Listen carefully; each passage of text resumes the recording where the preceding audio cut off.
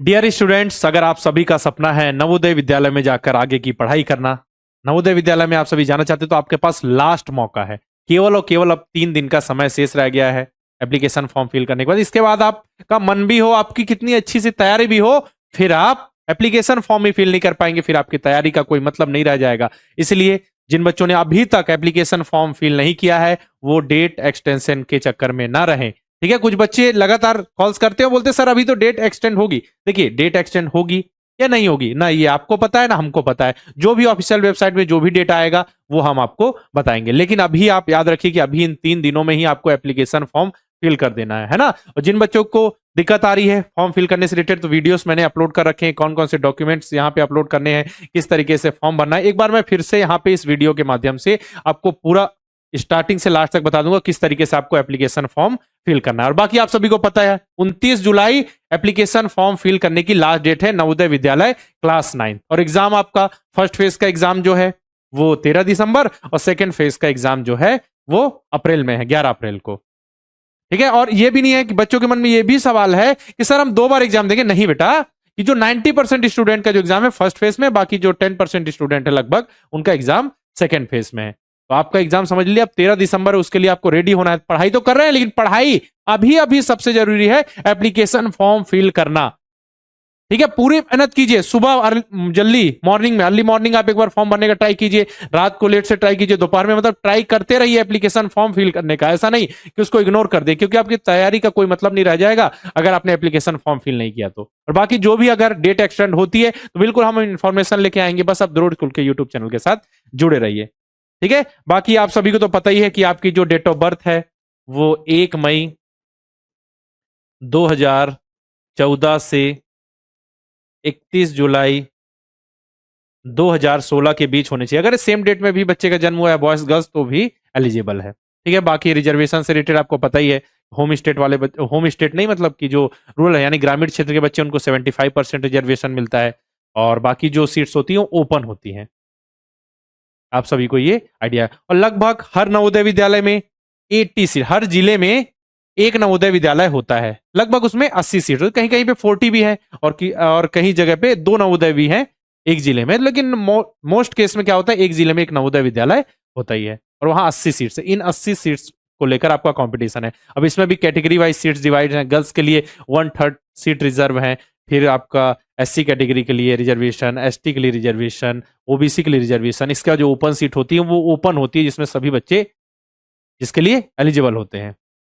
ठीक है ना, तो आप सभी मेहनत करना है, अच्छे से पढ़ते चलना है। बाकी आपको सपना है इन बच्चों की तरह सिलेक्शन लेने का। ये देखिए, नवोदय विद्यालय सैनिक स्कूल में सिलेक्ट हुए बच्चे यहाँ पे केवल आपको कुछ ही बच्चे दिख रहे होंगे, ऐसे बहुत सारे बच्चे हैं जो नवोदय विद्यालय सैनिक स्कूल में।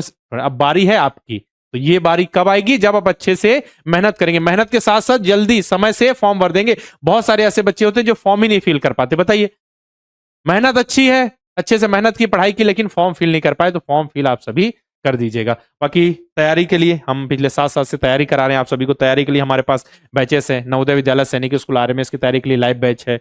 नवोदय विद्यालय क्लास 9 की तैयारी के लिए है हमारे पास लाइव बैचेस। तो आप तैयारी अच्छे से जुड़कर कर सकते हैं। अगर आप लाइव बैच से तैयारी नहीं कर सकते, रिकॉर्डेड बैच के ऑप्शन है आपके पास। करना क्या है, प्ले स्टोर पर जाके द्रोड़ स्कूल का ऐप इंस्टॉल करना है। ठीक है, किसी नंबर से लॉगिन कीजिए, लॉगिन करने के बाद इतने सारे आपको कोर्स दिखेंगे, इस पे आप आकर इनरोल कर सकते हैं। बाकी नवोदय विद्यालय क्लास 9 के एप्लीकेशन फॉर्म से रिलेटेड कोई जानकारी चाहिए, या फिर नए बैच से रिलेटेड किस हिसाब से आप तैयारी कर सकते हैं, तो उससे रिलेटेड इन्फॉर्मेशन के लिए आप हमारे हेल्पलाइन नंबर 6260388361 पर कॉल कर सकते हैं। और ये वीडियो अपने दोस्तों के साथ जरूर शेयर करना है। इसके आगे हम आपको बताएंगे कि किस तरीके से आपको एप्लीकेशन फॉर्म फिल करना है। एप्लीकेशन फॉर्म फिल करते हुए आपके लिए आगे वीडियो किया जाएगा, ठीक है, जिसमें आप पूरा स्टेप बाय स्टेप प्रोसेस देखेंगे। पूरा एक एप्लीकेशन फॉर्म फिल करके बताया जाएगा कि अगर मान के चलिए आपके पास आधार कार्ड है तो बच्चे का आधार कार्ड से आगे प्रोसीड कीजिए, लेकिन आधार कार्ड नहीं है तो उस कंडीशन में कैसे फॉर्म भर सकते हैं, आपको सारी चीजें यहाँ पे बताई जाएंगी। तो अपने दोस्तों भाई बंधुओं के साथ ये वीडियो जरूर शेयर कीजिए। नवोदय विद्यालय समिति ने इस बार समय से पहले फॉर्म निकाल दिया है। रजिस्ट्रेशन स्टार्ट हो चुके हैं, नवोदय विद्यालय का फॉर्म बनना स्टार्ट हो चुका है। आज जब मैं वीडियो रिकॉर्ड कर रहा हूं 31 मई को, आज जो है फॉर्म रिलीज हो चुका है। लास्ट डेट है अप्लाई करने का 29 जुलाई और एग्जाम होने वाला है आपका 13 दिसंबर और 11 अप्रैल को। अब ये 2 दिन एग्जाम क्यों हो रहा है, क्योंकि आपको पता होगा कि एग्जाम 2 फेज में होता है। फेज 1 जो है 13 दिसंबर को होने वाला है और 11 अप्रैल को फेज 2 होने वाला है। आपको सिर्फ एक ही देना है, आपको चिंता करने की जरूरत नहीं है, एक ही देना है। 13 दिसंबर वाला अधिकतर बच्चे दे रहे होंगे एग्जाम। तो आइए इस वीडियो में हम जानते हैं स्टेप बाय स्टेप कि कैसे आपको फॉर्म भरना है और वो क्या गलतियां हैं, क्या मिस्टेक्स हैं जो आपको नहीं करनी है। तो कहीं हो सकता है कि आप कुछ ऐसी गलती कर जाएं जिससे आपका फॉर्म रिजेक्ट हो जाए, और ये बहुत लोगों के साथ होता है। तो पूरे वीडियो को बड़े ध्यान से देखिए। अभी आपके पास काफी समय है, 2 महीने का समय है। पूरा जून पड़ा हुआ है, पूरा जुलाई पड़ा हुआ है, क्योंकि 29 जुलाई लास्ट डेट है। तो अभी काफी समय है, ध्यान से वीडियो को देखिएगा कि कहीं आप कोई ऐसी गलती ना कर दें जिससे फॉर्म रिजेक्ट हो जाए। कई बार होता है कि मीडियम गलत सेलेक्ट कर लेते हैं, कई बार होता है कि अर्बन बच्चे रूरल वाला सेलेक्ट करते हैं तो वो एलिजिबल हो नहीं पाते हैं, उनका सर्टिफिकेट तो अर्बन का रहता है। ठीक है, तो ये सब चीजें मैं बारीकियां बताऊंगा आज के इस फॉर्म में, आज के इस वीडियो में। आइए शुरू करते हैं। तो पहली बात तो आपको क्या करना है, अपने ब्राउजर में सर्च करना है नवोदय फॉर्म। आप ऐसे सर्च कर सकते हैं नवोदय फॉर्म, और ये टॉपिक्स इतने ट्रेंडिंग होते हैं कि पहले ही रिजल्ट में आपको ये दिख जाएगा। ठीक है, तो एक बात का आपको ध्यान रखना है कि आजकल फ्रॉड्स बहुत होते हैं। आपको जेन्युइन ऑफिशियल वेबसाइट पे ही जाना है। वो कैसे पता चलेगा आपको, वेबसाइट के लास्ट में, वेबसाइट के एड्रेस में .gov.in दिखेगा। इसका मतलब है कि ये गवर्नमेंट की वेबसाइट है। .gov मतलब गवर्नमेंट की वेबसाइट है। तो ये वाली वेबसाइट पे, इस वेबसाइट पे फॉर्म आया हुआ है cbscitms.rcil.gov.in। ठीक है, इस पे क्लिक करना है मुझे, और जैसे ही मैं क्लिक करूंगा मैं इस पेज पे पहुंच जाऊंगा। ये देखिए यहाँ पे इस पेज पे मैं पहुंच जाऊंगा, और यहाँ पे पहला लिंक है रजिस्ट्रेशन का। बाकी सारा लिंक जो है, बाकी बहुत सारे लिंक है, लेकिन प्रोस्पेक्टस वगैरह का लिंक है। प्रोस्पेक्टस हम अपने चैनल पे बताएंगे, तो टेंशन लेने की जरूरत नहीं है। 29 जुलाई ये लास्ट डेट है फॉर्म भरने की, 29 जुलाई यहाँ पे आप देख सकते हैं। जैसे ही मैं इस लिंक पे क्लिक करूंगा, ये वाला link, click here for the registration, आपको एक डैशबोर्ड खुलेगा। यहाँ पे आपको दिखेगा, एक डैशबोर्ड दिखेगा। ये इसी डैशबोर्ड से हमें फॉर्म भरना है। ये मेन पेज है जहां से हमको फॉर्म भरना है। 2-3 बातों का ध्यान में रखना है, 2-3 बातों को आपको ध्यान में रखना है। पहला ये कि जो कैंडिडेट ओबीसी से हैं उनको सर्टिफिकेट सेंट्रल लिस्ट वाली बनवानी है, ओबीसी कैटेगरी सर्टिफिकेट। बाकी जनरल वालों को कोई कैटेगरी सर्टिफिकेट नहीं बनवाना है।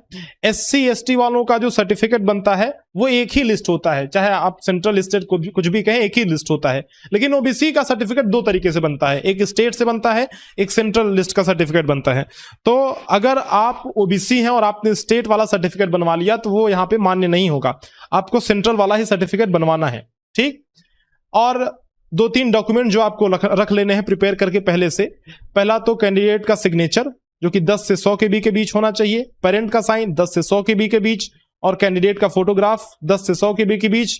फिर कैटेगरी सर्टिफिकेट, मैंने कहा जनरल का नहीं लगेगा, ओबीसी के बारे में बताया, और एससी एसटी अपने रेस्पेक्टिव कैटेगरी सर्टिफिकेट अप्लाई मतलब यहाँ पे अपलोड कर सकते हैं। अगर नहीं है तो बनवा लीजिए, अभी टाइम है आपके पास। ठीक है, इसीलिए तो इतना पहले फॉर्म आया, इतना समय दिया है इन्होंने। रेसिडेंस सर्टिफिकेट अपलोड करना है पेरेंट का, रेसिडेंस सर्टिफिकेट पेरेंट का, ध्यान रखिएगा, बच्चे का भी नहीं करना है। Residence certificate of the parent लिखा हुआ है, तो बच्चे का नहीं, रेसिडेंस सर्टिफिकेट पेरेंट का अपलोड करना है। और वो भी वो रेसिडेंस सर्टिफिकेट, उस जिले का रेसिडेंस सर्टिफिकेट जिस जिले में बच्चा पढ़ रहा है। ठीक, तो ये चीज आप ध्यान में रखें।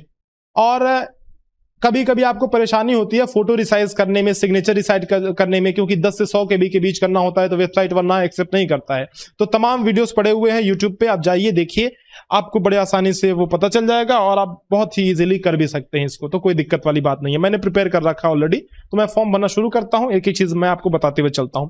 पहला है कि क्या कैंडिडेट ने क्लास 5th पहले पास किया हुआ है या पढ़ा हुआ है, तो आपको नो सेलेक्ट करना है। जैसे ही ये सेलेक्ट करेंगे आप इनएलिजिबल हो जाएंगे, क्योंकि क्लास 5th जो बच्चा पास कर चुका है वो फॉर्म नहीं भर सकता है। ठीक, तो आपको नो सेलेक्ट करना है।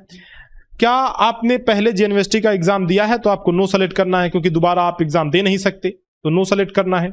क्या आपने प्रोस्पेक्टस पढ़ा है, प्रोस्पेक्टस मतलब जिसमें कायदे कानून सब नियम लिखा हुआ है कि नवोदय का फॉर्म कौन भर सकता है, सिलेबस क्या है, डेट क्या है, नवोदय विद्यालय के बारे में लिखा गया है, कितनी भाषाएं चुन सकते हैं आप, वो सब कुछ दिया हुआ है। तो आपको यहाँ पे यस सेलेक्ट करना है। नो सेलेक्ट करेंगे तो कहेगा कि जाइए पढ़ के आइए पहले। ठीक है, तो आपको यहाँ पे एस सेलेक्ट करना है, आपको एस सेलेक्ट करके आगे बढ़ना है। और फिर अगला पूछ रहा है आपसे whether your district of residence and class 5 study is same, तो आपको ये सेलेक्ट करना है। देखिए हमने अपने यूट्यूब चैनल पे बताया हुआ है कि जहां से बच्चा पढ़ रहा है, और जैसे मान लीजिए कि कोई डिस्ट्रिक्ट है, मान लीजिए गोरखपुर डिस्ट्रिक्ट है, तो गोरखपुर से बच्चा पढ़ रहा है तो गोरखपुर का निवासी भी होना चाहिए तभी फॉर्म भर सकता है। अगर बच्चा गोरखपुर से पढ़ रहा है और निवासी मान लीजिए आजमगढ़ का है तो नहीं फॉर्म भर सकता है, एलिजिबल ही नहीं है। तो डिस्ट्रिक्ट ऑफ रेसिडेंस और डिस्ट्रिक्ट ऑफ स्टडी ये दोनों सेम होना चाहिए। ठीक, तो यस मैंने क्लिक किया। अब आपसे पूछ रहा है क्या 31 जुलाई 2025 के पहले बच्चा प्रमोट किया जा चुका है आगे, मतलब 5th क्लास में आ चुका है, तो हाँ सेलेक्ट करना है यस। अगर नहीं 5th क्लास में आया है तो एलिजिबल ही नहीं है। दो रास्ते हैं फॉर्म भरने के, एक तो है कि आप आधार कार्ड से भर सकते हैं, तो ये पूछेगा कि आधार कार्ड है कि नहीं है, तो आप एस सेलेक्ट करेंगे। अगर आपके पास नहीं है तो आप बिना आधार कार्ड के भी फॉर्म भर सकते हैं।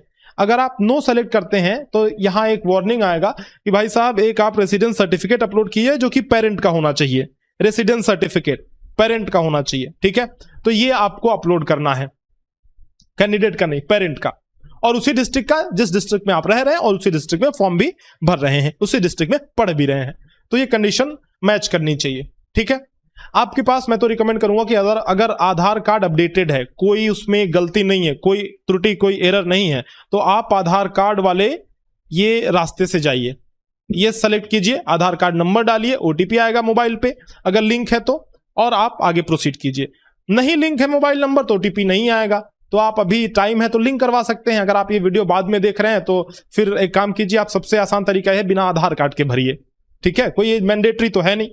तो जिनके पास है, जिनका आधार कार्ड करेक्टेड है, बिल्कुल एकदम सही है, वही आधार कार्ड के का ये जो रास्ता है वो चुने। ठीक है, मैं नो यहाँ पे सेलेक्ट करता हूं क्योंकि मेरे पास नहीं है मान लीजिए, तो मैं नो चुनता हूं। और अगर मैं नो चुनता हूं तो मुझे ये निवास प्रमाण पत्र पेरेंट का अपलोड करना पड़ेगा। आधार कार्ड अगर यस चुनता हूं तो निवास प्रमाण पत्र अपलोड नहीं करना पड़ेगा। ठीक, तो मैं एक निवास प्रमाण पत्र अपलोड कर लेता हूं अपना। मैंने ये खोला और रेसिडेंस का एक मैंने सैंपल रखा हुआ है तो मैंने अपलोड कर दिया एक सैंपल। ठीक है, अब मुझे सबमिट पे आगे क्लिक करना है। देखिए ये है पहला स्टेप, तो सबमिट पे आगे जैसे ही आप क्लिक करेंगे आपके सामने ये दूसरा पेज और जो ये मेन पेज है वो खुल के आ जाएगा। यहीं से आपका सब कुछ होना है, फॉर्म यहीं से मेन आपको भरना है। ठीक है, अच्छा मैं फॉर्म आगे बढ़ने से पहले मैं आपको बता दूं कि हमने पूरे भारत में, पूरे इंडिया में अभी रिजल्ट आया। आप अगर हमारे चैनल पे विजिट करेंगे तो आप देखेंगे कि सबसे ज्यादा रिजल्ट दिया है 1000+ सिलेक्शन इन JNVST 2025। हमने लाइव रिजल्ट चेक किया है। अगर आप हमारे चैनल पे जाएंगे तो आप देखेंगे 25 तारीख को रिजल्ट आया था और हमने लाइव चेक किया, सारे के सारे बच्चे, अधिकतर बच्चे हमारे क्वालिफाई कर गए और 1000+ सिलेक्शन इस बार हमने दिया है। जेन्युइन रिव्यूज, आप हमारे यूट्यूब चैनल पे जाएंगे ये शॉर्ट्स के सेक्शन में तो आप देखेंगे कि ये सारे बच्चे, ये लिस्ट एंडलेस है, the list just goes on, है ना। बहुत बच्चे सेलेक्ट हुए हैं हमारे। तो आप अगर तैयारी करना चाहते हैं तो द्रोण स्कूल से जुड़ सकते हैं। लगातार हम आपको गाइडेंस देते रहते हैं और इस चैनल पे लगातार फ्री मटेरियल देते रहते हैं। लेकिन आप अगर अच्छे से तैयारी करना चाहते हैं, पूरा लग करके तैयारी करना चाहते हैं कि इस बार 2026 का एग्जाम आपके हाथ से ना जाए, तो आप जरूर से द्रोण स्कूल से जुड़े। हमारे लाइव बैचेस चल रहे हैं। नवोदय लाइव बैच है एक हमारा, जिसमें हम सिर्फ नवोदय की तैयारी करते हैं, specifically tailored for Navodaya Vidyalaya entrance examination. हमारा तेजस बैच है जिसमें हम नवोदय विद्यालय, सैनिक स्कूल, RMS, सिमुलतला, CHS, जितने भी आप कोई भी स्कूल एंट्रेंस एग्जाम लगा लीजिए, जितने भी स्कूल एंट्रेंस एग्जाम है इसमें उन सब की प्रिपरेशन हो जाती है। अगर वो क्लास 6 लेवल का है तो कोई भी एंट्रेंस एग्जाम नहीं छूटता है। तेजस बैच हमारा लाइव बैच जो चलता है, और नवोदय वाला सिर्फ नवोदय के लिए स्पेसिफिकली हम लोग बैच ये चलाते हैं, नवोदय बैच। इसमें आपको वो सारी फैसिलिटीज दी जाती हैं जो आपको एक ऑनलाइन क्लास में मिलनी चाहिए, और बशर्ते ऑफलाइन क्लास का भी हाइब्रिड मॉडल एक तरीके से आप कहिए कि है, क्योंकि बच्चा टीचर से लाइव इंटरेक्शन कर सकता है, चैट के माध्यम से लाइव क्लासेस होती हैं।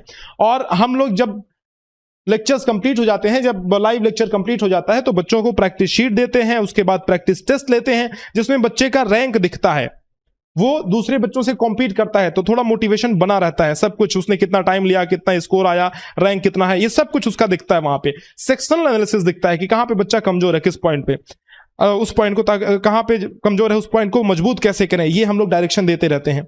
तो पूरी की पूरी गाइडेंस हम लोग पूरा गाइडेंस इस चैनल पे प्रोवाइड करते हैं। मॉडल पेपर्स, प्रीवियस ईयर के question papers, Telegram group, WhatsApp groups हम लोग बनाते हैं ताकि बच्चे हमसे लगातार जुड़े रहें, इंटरैक्ट करें। आपको किसी भी जानकारी के लिए अगर हमारे कोर्सेस में एनरोल करना है तो आप 6260388361 पे कॉल या व्हाट्सएप कर सकते हैं। ये हमारा व्हाट्सएप नंबर है और कॉलिंग नंबर भी, आप व्हाट्सएप या कॉल कर सकते हैं। आप इस पे कॉल करके हमसे इंफॉर्मेशन ले सकते हैं।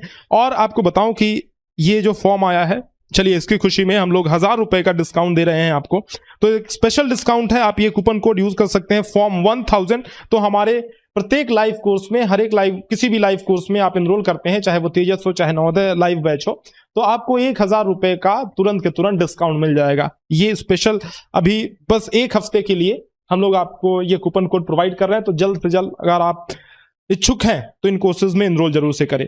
द्रोण स्कूल का ऐप डाउनलोड कीजिएगा। किसी भी जानकारी के लिए ये नंबर दिया हुआ है, तो उस पर कॉल या व्हाट्सअप आप कर सकते हैं, या डायरेक्ट भी आप जा करके बाई कर सकते हैं, क्योंकि सारा डिस्क्रिप्शन तो दिया ही हुआ है ऐप में। आइए अब फॉर्म भरना शुरू करते हैं और चलते हैं आगे का प्रोसीड करते हैं हम लोग। देखिए, तो पहला आपको सेलेक्ट करना है, select the state in which the candidate is studying in class 5th। Class 5th में बच्चा किस स्टेट में पढ़ रहा है। मान लीजिए मैंने उत्तर प्रदेश सेलेक्ट कर लिया, तो मैं कुछ भी सेलेक्ट करते जाऊंगा, आप उस पर ध्यान मत दीजिए, अपना डेटा आप सही भरिएगा।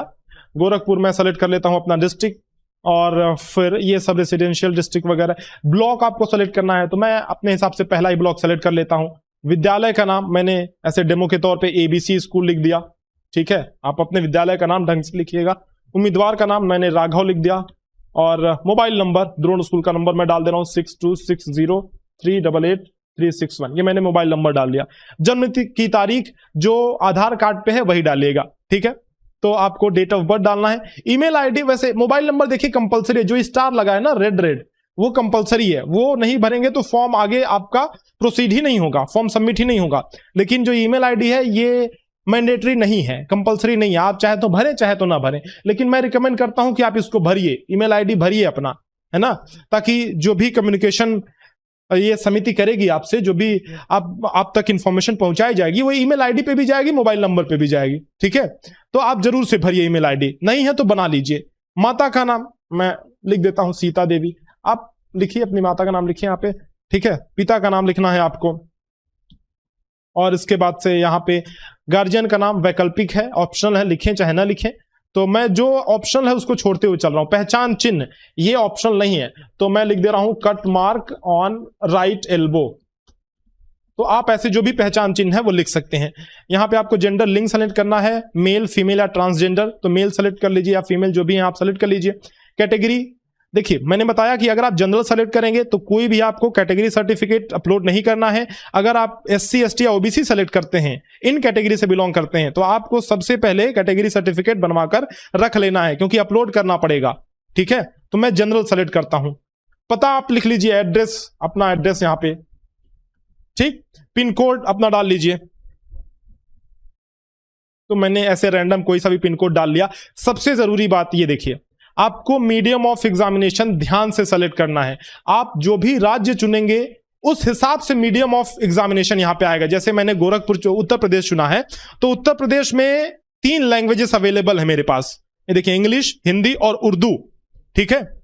और मैं कोई और स्टेट चुनता तो मेरे पास और भी लैंग्वेजेस की लिस्ट आती। जैसे मैं अगर आसाम चुनता तो मेरे पास असमीज आता है। यहाँ पे जो भी भारत के संविधान में जो भी 22 भाषाएं हैं, आप उन सभी 22 भाषाओं में एग्जाम दे सकते हैं, बशर्ते आप उस रिस्पेक्टिव स्टेट से आप होने चाहिए। ऐसा नहीं है कि मैं गोरखपुर में हूं या फिर मैं उत्तर प्रदेश का हूं तो मैं असमीज में एग्जाम दे सकता हूं। मेरे पास 3 ही लैंग्वेज का ऑप्शन है, ठीक है। तो मीडियम ऑफ एग्जामिनेशन ध्यान से आप चुनिएगा, उसी मीडियम में आपको पेपर मिलेगा। इंग्लिश चुनते हैं तो इंग्लिश मिलेगा, हिंदी चुनते हैं तो हिंदी मिलेगा, ये फिर चेंज नहीं होगा, इसीलिए ये बड़े ध्यान से भरिएगा। इंग्लिश मीडियम में बच्चा पढ़ रहा है और मान लीजिए इंग्लिश में पढ़ रहा है, हिंदी में एग्जाम देना चाहता है, तो हिंदी चुनिए। कोई अच्छा, ये जरूरी नहीं है कि किस मीडियम में बच्चा पढ़ रहा है, उससे कोई मतलब नहीं है, किस में एग्जाम देना चाहता है। कुछ ऐसे बच्चे होते हैं जो इंग्लिश मीडियम के होते हैं, लेकिन उनकी हिंदी पे पकड़ अच्छी होती है, हिंदी समझ ज्यादा आता है, तो हिंदी मीडियम में एग्जाम देना चाहते हैं। तो आप जिस भी मीडियम से हैं उससे कोई फर्क नहीं पड़ता, जिस मीडियम में एग्जाम देना चाहते हैं वो सेलेक्ट कीजिए, ठीक। तो मान लीजिए मैं हिंदी मीडियम में एग्जाम देना चाहता हूं, तो मैं हिंदी मीडियम, पेपर आपको इसी मीडियम में मिलेगा, फिर वो चेंज नहीं होगा। फिर बच्चे रोते हैं एग्जाम हॉल में जाकर के कि सर ये तो पेपर इंग्लिश का मिल गया और मैंने हिंदी भरा था, मतलब मुझे हिंदी में चाहिए था। भाई इंग्लिश का भरा होगा तो इंग्लिश में मिला, तो यहां पे गलती नहीं करनी है, ठीक। उसके बाद से ये डिसेबिलिटी नन लिखना है। अगर है डिसेबिलिटी तो आप कोई सा भी डिसेबिलिटी जो भी है आप वो सेलेक्ट कर सकते हैं। रिलीजन आपको सेलेक्ट करना है। आधार नंबर अगर करेक्ट है सब कुछ तभी भरिए, वरना मत भरिए। PEN यानी परमानेंट एजुकेशन नंबर अगर है तो भरिए, नहीं तो मत भरिए। मैं तो कहूंगा ये तीनों खाली छोड़ दीजिए, जब कंपलसरी नहीं है तो क्यों भरना, इसको मत भरिए। एनुअल इनकम ऑफ पेरेंट, पिता की वार्षिक आय, मासिक नहीं, मंथली नहीं, वार्षिक आय। तो मान लीजिए कि मेरे पिताजी अगर 10,000 रुपए महीना कमाते हैं तो मैं 1,20,000 रुपए लिखूंगा यहाँ पे, ये सर्टिफिकेट के हिसाब से लिखिएगा। अब पता चले कि आपके पिताजी किसी सरकारी जॉब में है, उनकी इनकम है 60,000 रुपए पर मंथ, है ना, तो 7,20,000 हुआ और आपने लिख दिया 1,20,000, ये काम मत कीजिएगा, ठीक है। तो ये एक्यूरेटली लिखिएगा। तो मान लीजिए मैंने लिख दिया 1,20,000 ऐसे लिख दिया एनुअल इनकम। उसके बाद से यहाँ विलेज का नाम, बाकी जो डेटा आपने ऊपर भरा है वो यहाँ पे अपने आप पॉपुलेट हो चुका है, देखिए। तो आपको ये सारा डेटा अगेन नहीं भरना है, आपको विलेज का नाम लिखना है। तो मैं विलेज का नाम, अच्छा विलेज का नाम कौन सा लिखना है ये भी देखिए। स्कूल का विवरण, आप जहां रहते हैं उससे मतलब नहीं है, आपका स्कूल जहां पे है। इसमें बहुत लोगों को कंफ्यूजन होता है कि अपने गांव का नाम लिखें कि स्कूल जहां पे, वो नहीं, गांव का नाम, अपने गांव का नाम नहीं लिखना है, जहां पे स्कूल स्थित है वो उस गांव का नाम लिखना है, अपने गांव का नाम नहीं। तो यहां पे रामपुर मैंने लिख दिया। अच्छा इसमें आप देखिए क्लास 3 में जिस स्कूल में आपने पढ़ा है उसका विवरण देना है इस कॉलम में। इस कॉलम में क्लास 4th में जिस स्कूल में पढ़ा है उसका विवरण देना है, और इस कॉलम में क्लास 5th में जिस स्कूल में पढ़ा है उसका डिटेल आपको देना है। जैसे मान लीजिए मैंने क्लास 3 में किसी और स्कूल में पढ़ाई की, क्लास 4 में किसी और स्कूल में, तो आप लिख सकते हैं अलग अलग, कोई दिक्कत थोड़ी है ना, आप लिख सकते हैं। जैसे मान लीजिए कि मैं यहां रायपुर लिख देता हूं, ये विलेज, मैंने किसी और स्कूल में पढ़ाई की, मैंने ये लिखा, तो आप जिस भी स्कूल में पढ़े हैं वो आप लिखिए, ठीक। मैं वैसे अधिकतर बच्चों का स्कूल सेम ही होता है, तो आप थोड़ा ध्यान से इस चीज को भरिएगा। नेम ऑफ द स्कूल लिखिए यहाँ पे, और जिस स्कूल में पढ़े, जैसे क्लास 3rd में मैं पढ़ाई किया हूं, मान लीजिए ABC स्कूल में, मैंने लिख दिया। यहाँ पे कुछ GKP पब्लिक स्कूल में, तो मैंने यहाँ पे वो चीज लिख दिया। ऐसे आप लिख सकते हैं ना। तो आप अपने स्कूल का नाम यहाँ पे ध्यान से भरिएगा। ये मैंने लिख दिया ABC स्कूल, यहाँ पे भी सेम मैंने लिखा, और सेम चीज यहाँ पे भी मैंने लिख दिया। अच्छा अब एक चीज और देखिएगा, स्कूल मान्यता प्राप्त है कि नहीं, क्या आपने जिस स्कूल में क्लास 3rd में पढ़ाई की क्या वो मान्यता प्राप्त है, यदि हाँ तो यस लिखिए। अच्छा अगर आप नहीं मान्यता प्राप्त लिखेंगे तो आप फॉर्म ही नहीं भर पाएंगे, एलिजिबल ही नहीं होंगे। देखिए तो आपको यस लिखना ही है, रिकॉग्नाइज्ड लिखना ही है, तो रिकॉग्नाइज्ड है, ठीक है। स्कूल की स्थिति, क्या आप रूरल एरिया से पढ़ाई कर रहे हैं कि अर्बन एरिया से। जो रूरल बच्चे होते हैं उनके लिए 75% सीटें आरक्षित होती हैं, यानी 80 में से 60 सीटें आरक्षित होती है, रिजर्व होती हैं। तो अगर आपने 3 साल रूरल से पढ़ाई किया है तभी आप रूरल से एलिजिबल है, रूरल क्षेत्र से एलिजिबल है, तभी आप रिजर्वेशन के हकदार हैं। वरना अगर मान लीजिए कि आपने 3 साल में से, यानी कि 3 कक्षाओं में से किसी भी एक क्लास में किसी अर्बन स्कूल से पढ़ाई कर ली, जैसे मैं पहला ही अर्बन सेलेक्ट करता हूं, यहां पे शो हो जाएगा, यहां पे तुरंत पॉपअप आ जाएगा, दिख जाएगा आपको कि you are an urban candidate, कि मतलब आप उस 75% आरक्षण के हकदार नहीं है। भले आपने 2 साल रूरल में पढ़ाई की है, ग्रामीण क्षेत्र में पढ़ाई की है, रूरल मतलब होता है ग्रामीण, अर्बन मतलब शहरी, ठीक। भले आपने 2 साल ग्रामीण क्षेत्र से पढ़ाई की है, अगर 1 साल भी आपने शहरी क्षेत्र से पढ़ाई की है तो आप शहरी कैंडिडेट माने जाएंगे और आपको आरक्षण का लाभ नहीं मिलेगा, ठीक। तो मैंने रूरल सेलेक्ट किया, आप जो भी हैं आप वैसे सेलेक्ट कीजिएगा। अच्छा ये स्कूल की स्थिति, ये आपका घर कहां पे है ये मायने नहीं रखता है। पता चलेगा आप गांव में रहते हैं और बच्चे को शहर में पढ़ाते हैं, तो वो शहर वो रूरल में नहीं आएगा बच्चा, वो अर्बन में आएगा। स्कूल जहां पे है वो काउंट होगा, ठीक। अब देखिए क्लास 3rd के नीचे, ये क्लास 3rd का डिटेल है, तो इसके नीचे दिया हुआ है कि क्लास 3rd में बच्चे ने किस ईयर में प्रवेश लिया था और किस माह में प्रवेश लिया था। उसी तरीके से क्लास 4th में किस ईयर में किस मंथ में प्रवेश लिया था, क्लास 5th में किस ईयर में और किस मंथ में प्रवेश लिया है। ये प्रवेश लेने का यानी कि डेट ऑफ ज्वाइनिंग, एडमिशन कब हुआ था, पास कब हुआ, तो वो आपको यहां पे भरना है। क्लास 3rd में कब पास हुआ, क्लास 4th में कब पास हुआ, एंड क्लास 5th में तो अभी पास ही नहीं हुआ है। तो ये डेटा आपको जो है वही रख देना है। देखिए 2026, अभी भाई 2026 मार्च तो आया नहीं कि पास हो गया है बच्चा तो अभी पढ़ रहा है, तो ये मार्च भले ही लिखा है, आप ऐसे छोड़ दीजिए इसको, ठीक है, बाय डिफॉल्ट जो लिखा हुआ है। और यहां पे आप अपने स्कूल पे जाइए, स्कूल के रजिस्टर में जो लिखा है वही भरिएगा। ये नहीं कि धांधलेबाजी में आप कुछ भी भर लें, जल्दीबाजी में, या अप्रैल भर दिया, मार्च भर दिया, कुछ भी अपने मर्जी से नहीं भरना है। स्कूल में जाइए, प्रिंसिपल से मिलिए, और देखिए कि रजिस्टर में क्या लिखा है कि कब आपने एडमिशन लिया था एक्चुअल में, क्योंकि सर्टिफिकेट तो स्कूल वाले बना के देंगे। अब पता चले स्कूल वाले जो सर्टिफिकेट बना के दिए इसमें जून का सर्टिफिकेट बना के दिए कि आपने जून में एडमिशन लिया है और आपने यहाँ पे अप्रैल भरा हुआ है, तो डेटा मिसमैच हो जाएगा ना, फिर वहां पे दिक्कत आएगी आपको, बाद में वेरिफिकेशन बहुत होता है। तो आप अभी ये सब गलतियां आपको नहीं करनी है। स्कूल के रजिस्टर से देख करके आप जाइए, समझिए और देखिए, उसके बाद भरिए। तो मान लीजिए 3rd में मैंने मई में एडमिशन लिया तो मैं मई भरूंगा यहाँ पे, और मैं अगर मैं अप्रैल में पास हुआ तो अप्रैल भरूंगा। ठीक है, ये एडमिशन का, ये पास होने का है। ठीक, अब देखिए ये सब कुछ जो आपने सेलेक्ट किया वो यहाँ पे दिखाएगा। अब फाइनली आपको 3 चीजें अपलोड करनी है।